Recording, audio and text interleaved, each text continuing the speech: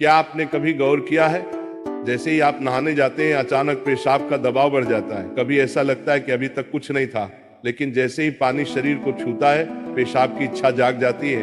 क्या ये बस एक संयोग है या इसके पीछे कोई खास वजह छुपी है? जिंदगी में कोई भी घटना बस यूं ही नहीं होती, हर छोटी छोटी चीज के पीछे कोई ना कोई वजह होती है। अब सवाल ये उठता है कि नहाते वक्त हमें पेशाब क्यों आती है? क्या ये हमारे शरीर की कोई कमजोरी है? क्या ये किसी बीमारी का संकेत है, या फिर ये दिमाग और शरीर के बीच गहरे रिश्ते की तरफ इशारा करता है? बस सोचो, अगर ये सिर्फ शरीर का एक सामान्य काम होता तो हर कोई इसे इतना गहराई से क्यों महसूस करता?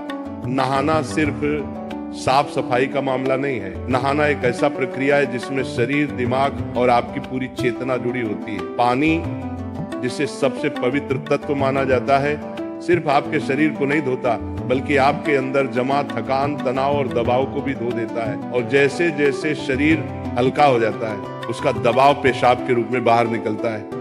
लेकिन ये तो बस सतह की बात है, असली कहानी इससे कहीं गहरी है। क्योंकि शरीर का हर अनुभव मन का भी अनुभव होता है और मन का हर अनुभव शरीर में उतरता है।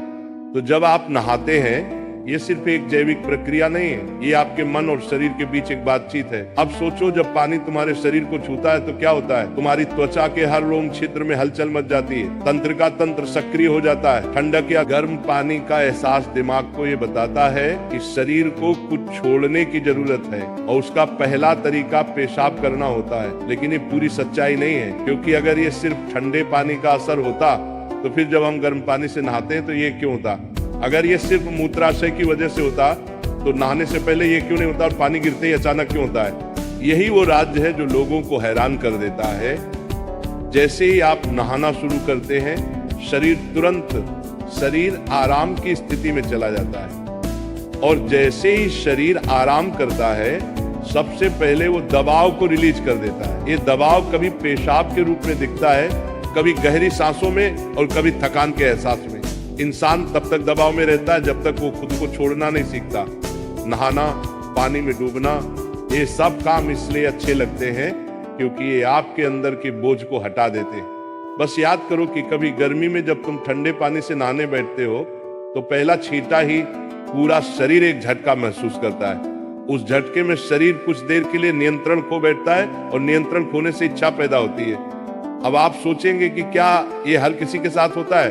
हाँ, लगभग हर किसी ने कभी न कभी इसे महसूस किया होता है। लेकिन फर्क ये है कि कुछ लोग इसे सामान्य समझकर भूल जाते हैं और कुछ इसके पीछे छुपे राज की तलाश शुरू कर देते हैं। और जो तलाश शुरू करता है वो जिंदगी के असली ज्ञान के करीब पहुंच जाता है। क्योंकि यहाँ एक नाजुक बात छुपी है, पानी और पेशाब दोनों एक ही तत्व से बने होते हैं।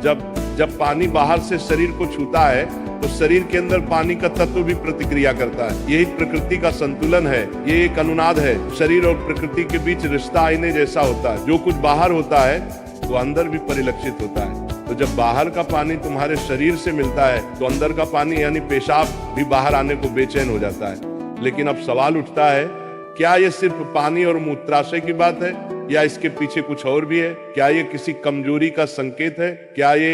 क्या ये किसी बीमारी का शुरुआती लक्षण है, या बस मन और शरीर के बीच की एक बातचीत है? यहीं से हमारी यात्रा शुरू होती है, शरीर के विज्ञान से लेकर आध्यात्मिक दृष्टि तक। क्योंकि अगर हम इसे बिना समझे सामान्य कहकर नजरअंदाज कर देंगे तो हम जीवन के एक बहुत बड़े संकेत को खो देंगे। तो चलिए अब इस रहस्य को और गहराई से समझते हैं। हर बार जब तुम कुछ छोड़ते हो, कुछ रिहा करते हो, तो वो तुम्हारे बोझ से आजादी देता है। लेकिन ध्यान रखना, ये सफर आसान नहीं होगा, क्योंकि जो दिखता है वो सच नहीं होता और जो नहीं दिखता वो गहरा सच होता है। लेकिन सवाल यह है कि ऐसा क्यों होता है कि कुछ लोग इसे ज्यादा महसूस करते हैं और कुछ कम? यहाँ मनोविज्ञान की भूमिका आती है। मनोविज्ञान कहता है कि हमारा मन और शरीर गहराई से जुड़े होते हैं। जैसे ही मन आराम करता है शरीर भी रिलीज होना चाहता है। इसे कैथारसिस कहते हैं। सोचो, जब तुम रोते हो तो कैसा महसूस करते हो? पहले तो भारीपन होता है, लेकिन रोने के बाद हल्कापन महसूस होता है। बिल्कुल ऐसा ही होता है, पेशाब आने में भी ऐसा होता है। ये एक तरह की साफ सफाई है, और नहाना भी ऐसी ही एक प्रक्रिया है जो आराम और तरोताजगी दोनों को जगाती है। इंसान लगातार दबावों के नीचे रहता है, तनाव, इच्छाएं, डर, गुस्सा, चाहते सब अंदर जमा रहते हैं। जब आप नहाते हैं तो पानी सिर्फ शरीर को नहीं धोता, ये आपके दबावों को भी पिघलाता है। और जैसे ही दबाव कम होता है, शरीर से छोटे छोटे रिहाई के संकेत पहले निकलते हैं। मतलब पेशाब आने की इच्छा सिर्फ जैविक नहीं है, बल्कि मनोवैज्ञानिक भी है। ये इस बात की निशानी है कि जैसे ही आप आराम में, शरीर राहत चाहता है। पानी सिर्फ शरीर को साफ नहीं करता, ये आपके अवचेतन तक पहुंचता है, क्योंकि पानी का अस्तित्व बहुत गहरा है।